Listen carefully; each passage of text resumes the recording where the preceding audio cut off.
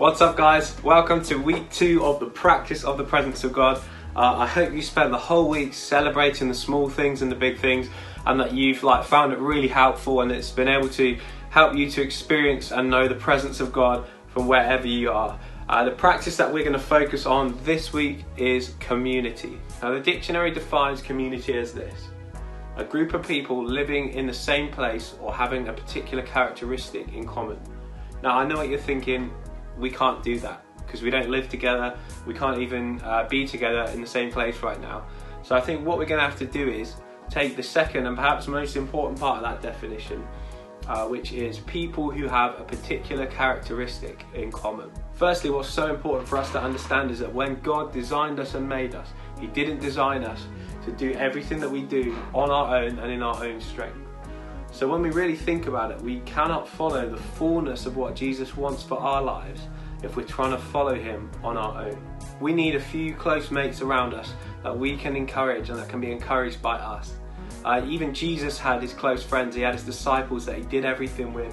He ate with them, He shared stories with them and walked around with them. So if Jesus' life is a model for my life and for your life, then I reckon we're going to have to look at how we can build some community into our daily lives. So we know what the dictionary says about community, but I think it's more important that we learn what the Bible says about community. So I'm going to share with us 3 really short and simple but really amazing passages from the Bible that are going to help us to understand this a bit better and almost give us like a new mantra that we can live our lives by. So the first one of them is found in the book of John, chapter 13 and verse 34 to 35. I'm going to race you there.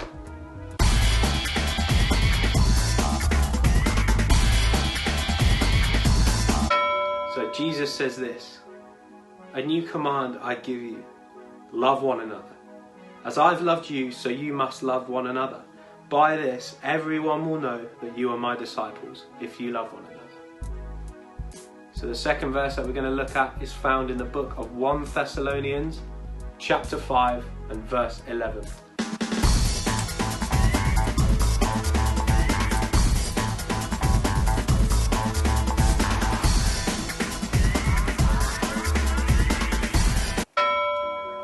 It says this: "Therefore, encourage each other and build each other up." And the third verse that we're going to look at today is found in the book of Galatians, chapter 5, verses 13 to 15. Let's go. It says this: "You, my brothers and sisters, are called to be free. But don't use your freedom to indulge your flesh. Rather, serve one another humbly in love." So think for a moment about a few really close friends, maybe from church or from school, that you know are Christians or that you're really close with and you're praying to become Christians. These close friends and family of yours right now are your community at this stage in your life. And firstly, Jesus says about community to love one another. That's our primary goal within community: to care for each other's needs, to love each other, and to understand that each person in this group is as important as I am, and I'm called to love them and help them to reach their full potential. And Jesus says that this is how the world will know that we're His followers, by the way that we love each other. Secondly, the writer of 1 Thessalonians tells us to encourage each other, to build each other up, and to help each other reach our full potential. So this might look like giving each other a compliment, texting your friend a helpful Bible verse, just telling your friend that you're there and praying for them and encouraging them.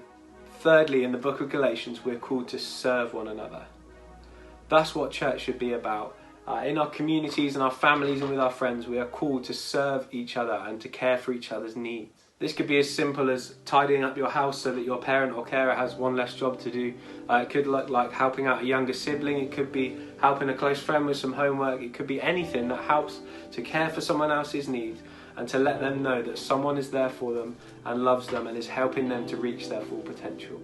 So in a world that is full of people trying to be the best, trying to shine the brightest, Jesus calls us to live in a community and to help others reach their full potential and to help other people shine as bright as they can. So think of a small group of close friends. You might know just one other Christian, or you might know a lot.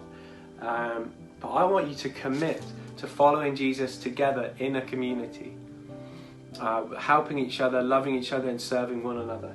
And after you've watched this video, I want you to send a message to a couple of those friends and say, hey, you know what Joe was talking about in that video about doing life together? Do you think that we could commit to maybe walking out this journey of faith in Jesus and trusting Jesus together, and just see where that takes you?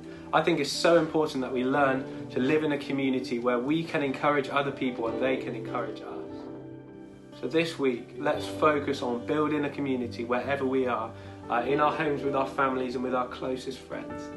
And in a world where we could put other people down to feel better about ourselves, let's be people who love each other, encourage each other and serve one another to help everyone else in our community feel valued and to reach their full potential in Jesus.